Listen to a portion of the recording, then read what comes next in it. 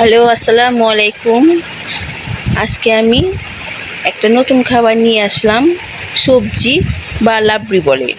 আমি প্রথমে দাঁড়াগুলো, তারপর তরই বা দন্দুল বলে, আমি সবগুলোকে ছোট ছোট করে কেটে নিয়েছি। এভাবে এভাবে কাটার পর আমি সবগুলো সবজিকে ধুবো। এটা এলো পাইনা কদু। পাইনা কদুও আমি ধুইলাম। তারপর আমি কহি সবগুলোকেই ছোট ছোট করে কেটে নিয়েছি। কেটে নেওয়ার পর আমি চুলাতে পানি বসিয়ে দিয়েছি, সবগুলোকে একটু ভাপা দিয়ে নিব। সব সবজি আমি একটু একটু করে ভাপা দিয়ে নিব। এই সব দিয়ে দিব আমি চুলাতে।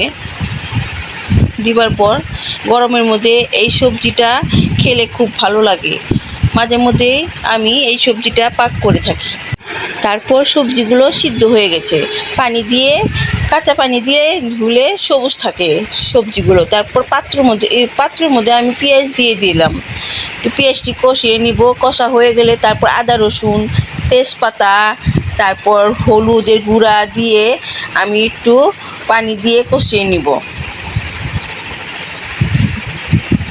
কষানো হয়ে গেলে আমি ওটার মধ্যে সবজিগুলো দিয়ে দিব। এই আমার কষানো হয়ে গেছে, লবণ দিলাম স্বাদ মতো। তারপর দেওয়ার পর সবজিগুলো দিয়ে দিব আমি। সবজিগুলো সবুজ, হালকা ভাপা দিলে সবুজ রয়ে যায়। তারপর কাঁচা পানি দিয়ে ধুইলে আরও ভালো লাগে। সবগুলো সবজিকে কষিয়ে নিব ভালোভাবে। এই কষানো হয়ে গেলে আমি একটু চিনি দিব।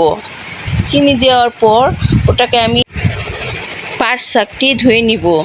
অনেকে অনেক রকম শাক দেয়, পুঁই শাক, কদু শাক, অনেকেই দেয়। আমার কাছে আজকে পাট শাক ছিল, তাই আজকে আমি পাট শাকই দিয়ে দিব। তারপর ভালোভাবে পাট শাকটি ধুয়ে আমি ওই সবজি বা লাবড়ি বলে সেটার উপর দিয়ে দিব বিছিয়ে। তারপর আমি ওই সিদ্ধ করা ডালগুলো দিয়ে দিব। আমি আগে সিদ্ধ করে রেখেছিলাম ডালগুলো। ডাল না দিলে আবার একটু ভালো লাগে না। আমি আবার একটু ডাল দিয়ে দিলাম।